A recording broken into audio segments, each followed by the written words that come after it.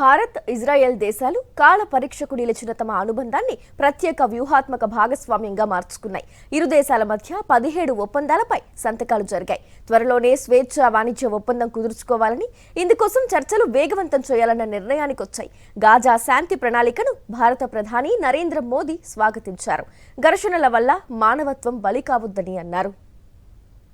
2 రోజుల పర్యటన నిమిత్తం ఇజ్రాయెల్ వెళ్లిన భారత ప్రధాని మోదీ అక్కడి జెరూసలేంలో ఇజ్రాయెల్ ప్రధానమంత్రి బెంజమిన్ నెతన్యాహుతో సమావేశమయ్యారు. ఇరు దేశాల సంబంధాలతో పాటు ప్రాంతీయ, అంతర్జాతీయ పరిణామాలపై వారిద్దరూ సుదీర్ఘంగా చర్చించారు. భారతదేశ రక్షణ ప్రయోజనాలు మధ్య ఆసియాలో శాంతి, స్థిరత్వంతో ప్రత్యక్షంగా ముడిపడి ఉన్నాయని మోదీ ఉద్ఘాటించారు. కల్లోలిత గాజాలో సాధ్యమైనంత త్వరగా శాంతియుత పరిస్థితులు నెలకొనాలని కోరుకుంటున్నట్టు స్పష్టం చేశారు. పశ్చిమాసియాలో శాంతి స్థాపనకు ప్రధాని నరేంద్ర మోదీ పిలుపునిచ్చారు. చర్చలు, సంప్రదింపుల ద్వారా సమస్యల పరిష్కారానికి కృషి చేయాలన్నారు. సంఘర్షణల్లో మానవత్వం బాధితురాలు కాకూడదని వ్యాఖ్యానించారు.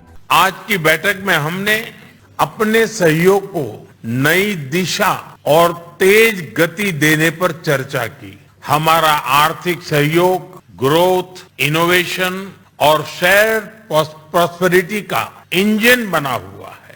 आपसी निवेश को बढ़ावा देने के लिए हमने पिछले वर्ष बायलैटरल इन्वेस्टमेंट एग्रीमेंट किया. हम शीघ्र ही एक mutually beneficial free trade agreement को भी अंतिम रूप देंगे. टेक्नोलॉजी हमारी भावी साझेदारी का केंद्र है. आज हमने critical and emerging technology partnership स्थापित करने का निर्णय लिया है. इससे एआई, क्वांटम और क्रिटिकल मिनरल्स जैसे क्षेत्रों में सहयोग को नई गति मिलेगी. मुझे खुशी है कि इजरायल में यूपीआई के इस्तेमाल के लिए समझौता किया गया है. ఇక మోదీ, నెతన్యాహు భేటీ సందర్భంగా భారత్, ఇజ్రాయెల్ మధ్య మొత్తం 17 ఒప్పందాలపై సంతకాలు చేశారు. కృత్రిమ మేధ, వాణిజ్యం, పెట్టుబడులు, విద్య, తయారీ, సంస్కృతి, సముద్ర సంబంధిత వారసత్వ బంధం, వ్యవసాయం తదితర కీలక రంగాల్లో పరస్పర సహకారాన్ని మరింత పటిష్టం చేసుకోవడమే ధ్యేయంగా ఇరు దేశాలు ఈ ఒప్పందాలు కుదుర్చుకున్నాయి. అంతేకాకుండా రక్షణ భాగస్వామ్యాన్ని మరింత ముందుకు తీసుకువెళ్లాలని తీర్మానించాయి. సాంకేతిక పరిజ్ఞానాన్ని పరస్పరం బదిలీ చేసుకోవడం ద్వారా మిలిటరీ హార్డ్వేర్ అభివృద్ధి, ఉత్పత్తి విషయంలో కలిసికట్టుగా పనిచేయాలని నిర్ణయించాయి.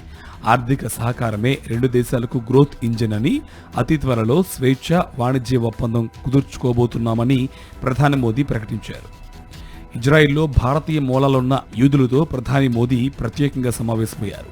వారితో ఆత్మీయంగా సంభాషించారు. అంతకుముందు ఇజ్రాయెల్లోని హోలోకాస్ట్ స్మారక మ్యూజియం యాద్వశంను సందర్శించారు ప్రధాని మోదీ. హోలోకాస్ట్ మృతులకు పుష్పాంజలి ఘటించి ఘనంగా నివాళులర్పించారు.